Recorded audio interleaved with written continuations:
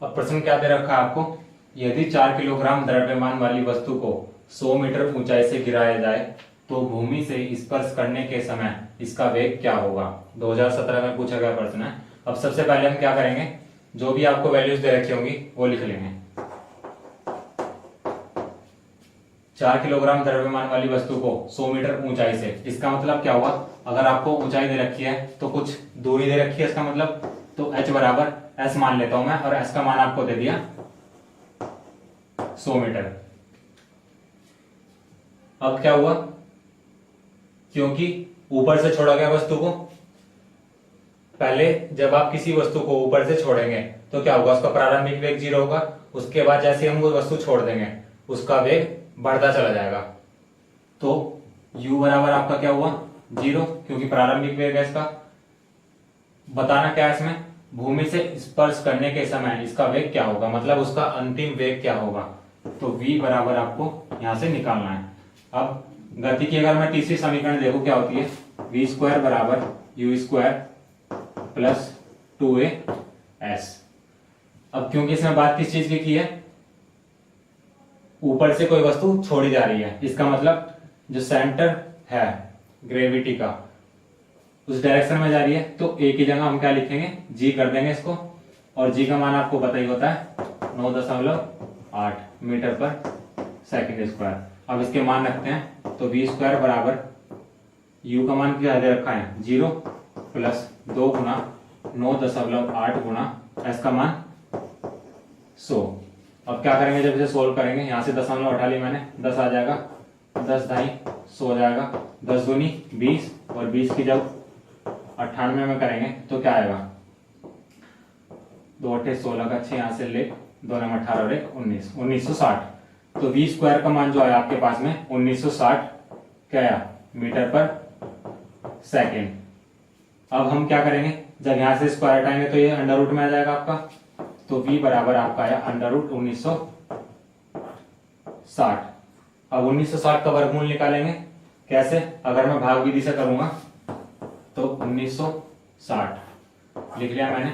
उसके बाद आपको पहली जो वीडियो हमारी वर्गमूल की, वहां से इसका पता चलेगा कैसे सोल्व करते हैं। पीछे की तरफ से दो दो जो अंक है उनके जोड़े बना लेते हैं, एक जोड़ा ये हुआ, एक जोड़ा ये हुआ। अब ऐसी संख्या से इसको भाग करेंगे जिसकी उसी संख्या से गुणा करने पर या तो 19 आए या फिर 19 से कम आए। अगर मैं 4 चौक 16 कर लेता हूं, 4 बार चलेगा, 4 चौक 16, छोटा है इससे तो चल जाएगा, इधर तो हम जोड़ के लिखते हैं, इधर घटा के लिखते हैं, तो 360, क्योंकि 3 छोटी संख्या हो जाती तो 60 मैंने पूरा उतार लिया नीचे। इसके बाद क्या करेंगे, दोबारा हम भाग करके देखते हैं। 3, अगर मैं 4 बार पढ़ूं, 4 चौक 16 का 6 यहाँ से ले, 4 अठे 32 और 33, 336।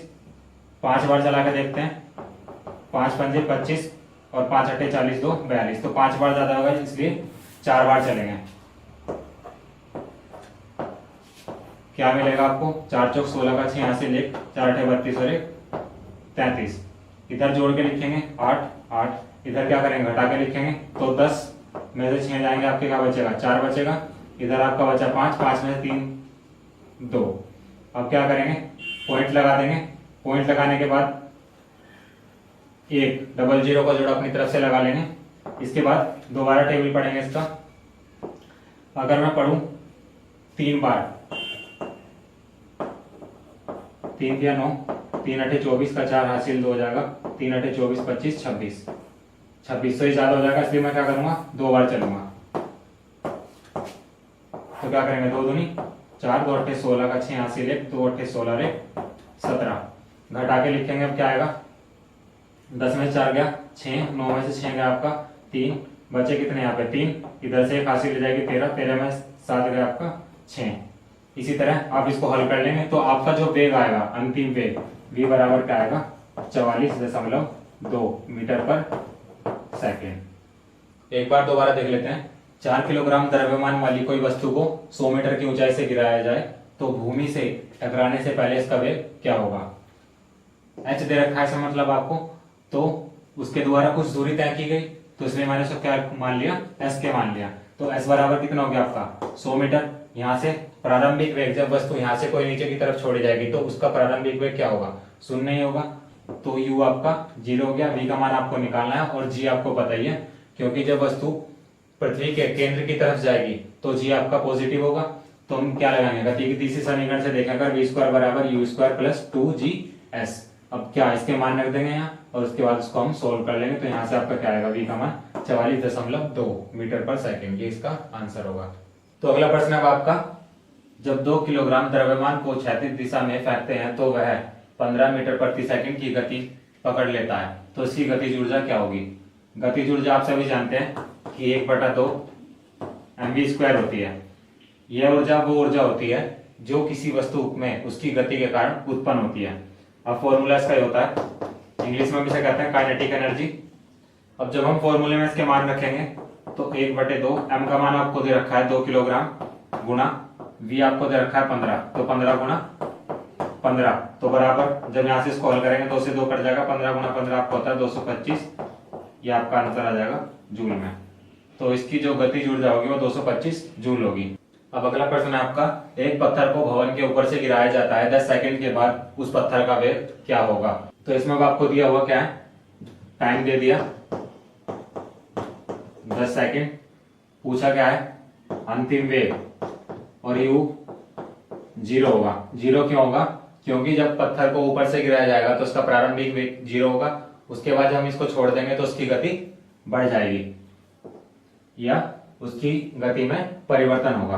तो अब आप सभी जानते हैं g बराबर क्या होता है 9.8 मीटर पर सेकंड स्क्वायर। तो गति की पहली समीकरण से अगर हम देखें v बराबर u प्लस gt इसलिए आएगा क्योंकि पत्थर को ऊपर से नीचे की तरफ गिराया है, सेंटर ऑफ ग्रेविटी की तरफ।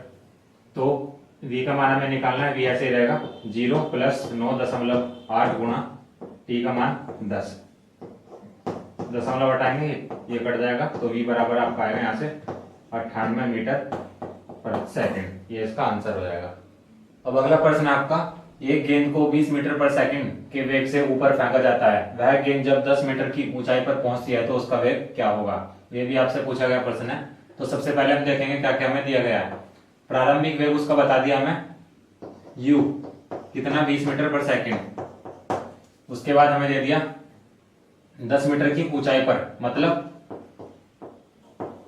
s दे दिया, या फिर अगर हाइट देगा तो ये क्या होगा, वो भी एक दूरी कवर करेगी, तो क्या होगा उसको हमने s के बराबर मान लिया। इसके बाद उसका वेग पूछा है, v बराबर आपसे पूछा गया है। तो गति की तीसरी समीकरण अगर हम लगाएं, v स्क्वायर बराबर u स्क्वायर माइनस 2gs से, तो माइनस 2gs माइनस क्यों आया यहाँ, क्योंकि ये जो गेंद है नीचे से ऊपर की ओर फेंकी गई है, सेंटर ऑफ ग्रेविटी के अगेंस्ट फेंकी जाएगी। तो यहाँ से v हमें निकालना है, बराबर u का मान आपको दे दिया 20 का स्क्वायर माइनस 2 गुना 9.8 गुना 10, इसको दशमलव हटाएंगे तो क्या करेंगे 10 से 10 कैंसिल हो जाएगा, इसका वर्क करेंगे तो ये आपका आएगा 400 माइनस 2 8 16 2 में 18 19 196। तो v स्क्वायर का मान आपका जो आएगा यहां से आएगा ये 4 9, तो यह आपका v स्क्वायर बराबर 204। अगर मैं इसको v लिखूं तो ये यहां से स्क्वायर हट जाएगा, ये अंडर रूट में आ जाएगा, तो अब क्या होगा 204 का वर्गमूल 14.28 आएगा, ये सब आप सोल्व करेंगे जब, तो जो इसका अंतिम वेग होगा वो आएगा 14.28 मीटर पर सेकंड। एक बार दोबारा देख लेते हैं। u दे रखा है आपको 20 मीटर पर सेकंड, s आपको दे दिया 10 मीटर, v आपको निकालना है। तो गति की तीसरी समीकरण ये होती है कि v स्क्वायर बराबर u square minus 2gs। Minus इसलिए लगाया क्योंकि वस्तु जो है ऊपर की तरफ फेंके जा रही है, तो v आपको निकालना है, u का मान आपने रख दिया 20 का स्क्वायर माइनस 2 गुना 9.8 गुना 10, दशमलव हटाएंगे 10 नीचे आ जाएगा, 10 से 10 कट जाएगा, इसका वर्ग 400 माइनस 196, v स्क्वायर बराबर आया 204, v बराबर अंडर रूट में 204, जब 204 का वर्गमूल निकालेंगे तो क्या आएगा 14.28 मीटर पर सेकेंड। क्या होता है त्वरण, यदि किसी वस्तु की गति बढ़ रही है तो जो उसकी गति होगी वो क्या कहलाएगी, त्वरित गति कहलाएगी, और उसका जो वेग में परिवर्तन होगा वो क्या कहलाएगा, आपका त्वरण कहलाता है। तो इसे क्या कहेंगे हम, वेग परिवर्तन की दर।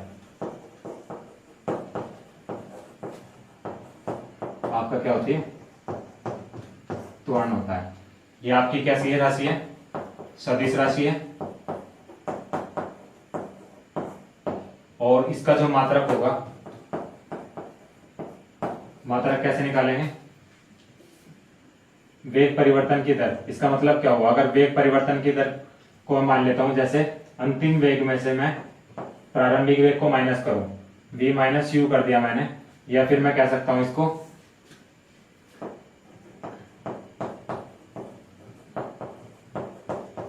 अंतिम वेग माइनस प्रारंभिक वेग।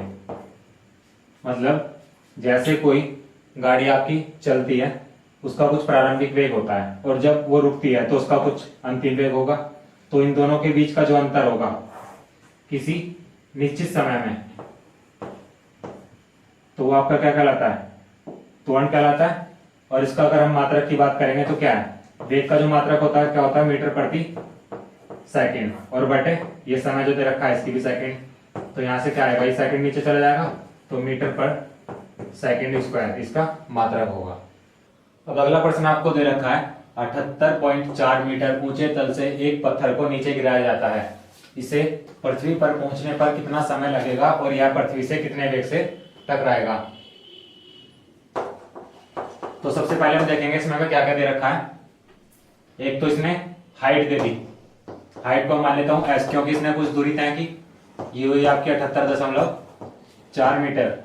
उसके बाद क्या होता है, समय आपको निकालना है, t बराबर u आपका 0 होगा, क्योंकि जब एक पत्थर को नीचे गिराया जाएगा, जैसे अगर इसकी अवस्था ये है तो यहाँ इसका प्रारंभिक वेग 0 होगा, जब इसको हम छोड़ देंगे तो इसके वेग में परिवर्तन हो जाएगा। और v भी आपको निकालना है, क्योंकि इसने कहा कि पृथ्वी से कितने वेग से टकराएगा, मतलब अंतिम वेग पूछा है आपसे। तो सबसे पहले अगर हम देखें गति की दूसरी समीकरण से, s बराबर ut plus half G T square होता है। s का मान आपको दे रखा है 78.4 बराबर u का मान 0, t का मान आपको दे रखा है, t का मान आपको निकालना है। तो जब 0 गुना t करेंगे तो ये 0 हो जाएगा, प्लस 1/2 9.8 गुना टी स्क्वायर। इसके बाद इसे सोल्व करते हैं तो 78.4 बराबर कितना आएगा, 1/2 गुना 9.8 टी स्क्वायर। अगर मैं इसका दशमलव हटाऊंगा तो 10 आ जाएगा, इधर यहाँ से भी दशमलव हटाया 10 आ जाएगा, 10 से 10 कट जाएगा, फिर इससे काटेंगे 2 से, 2 चौक 8 2 9 18, तो टी स्क्वायर बराबर क्या हो जाएगा 784/49। ये आपका 16 बार कट जाएगा, तो आपका टी का जो मान आएगा वो आएगा 4 सेकेंड। तो आपको एक मान तो पता चल गया टी। अब v का मान आपको निकालना है।